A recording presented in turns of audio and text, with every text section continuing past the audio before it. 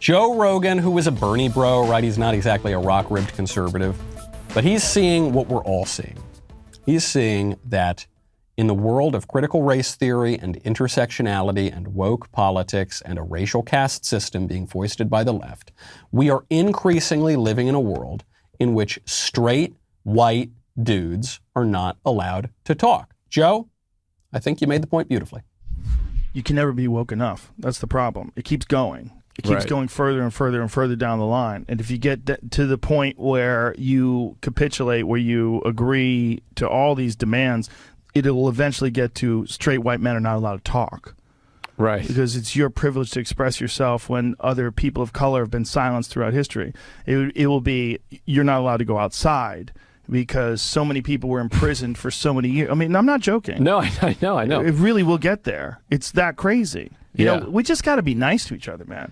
And there's a lot of people that are taking advantage of this weirdness in our culture, and then that becomes their thing. Their thing is calling people out for their privilege, calling people out for their position. He's obviously right. I mean, we're already told this. We are already told that certain people are not allowed, that it's not just certain people, straight white men are not allowed to voice their opinion on certain issues. And it goes back further even than the woke BLM craziness. It goes back on the issue of abortion. We're told men are not allowed to have an opinion on abortion.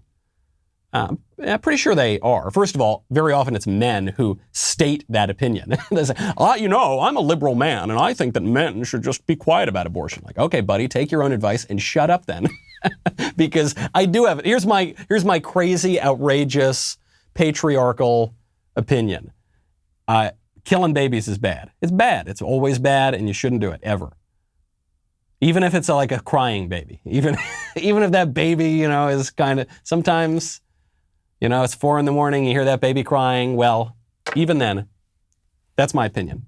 I am a human being. I have faculties of reason. I am a citizen of this country. I participate in the body politic. And so, yeah, I'm allowed to have that opinion. I'm allowed to voice it. And frankly, that opinion should carry the day. And everybody else should listen to that opinion and recognize that that is the correct opinion. Okay?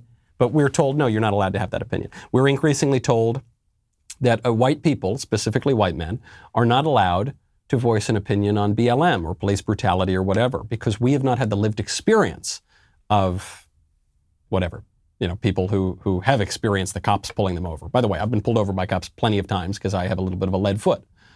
But no, it doesn't matter. Well, my skin is kind of swarthy. It doesn't matter, not swarthy enough. You don't have the lived experience. And of course, at the heart of this is a radical subjectivism, which says you don't have faculties of reason. Actually, critical race theory says this. You don't have faculties of reason. You can't rely on them. You can't know anything about the objective world. All you can know is the reality of your own subjective suffering. And by the way, you white guys have never suffered. Well, how do you know about the reality of my subjective suffering? If you're telling me we can't, okay, you can know, but I can't know. Okay, understood. We are already being told this sort of thing. And there's another irony here. We're told that white supremacy pervades the whole country and it's based on white supremacy. Pew Research did a survey a couple years back of racial consciousness. Asked people, how important is your race to your identity?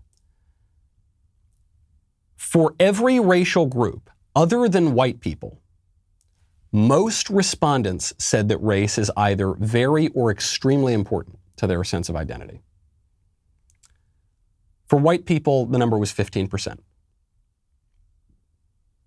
So you've got at least somewhat important, you've got some level of importance, 50% of every other racial group except for white. White people have the lowest racial identity by far of anybody in the country, which is why we're so shocked. And that's why we get offended when they call us racist. But as Joe Rogan is saying here, it's just an exploitation. It's an emotional sort of exploitation. We're talking a lot about immunity and inoculations and things these days. I am pleased to report that I am completely immune to white guilt. I just don't feel it. It's not, I'm immune to male guilt. Pretty soon we're gonna have straight guilt. I'm immune to that too. I just don't feel it.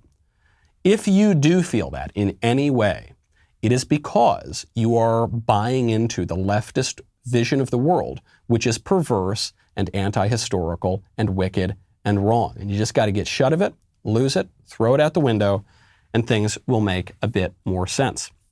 If you don't ring that bell right now, you are a racist, you are a sexist, and you are endangering hundreds of millions of Americans.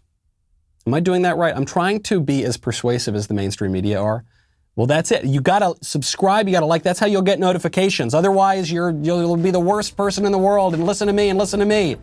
All right, enough of my Don Lemon. Subscribe. We'll see you next time.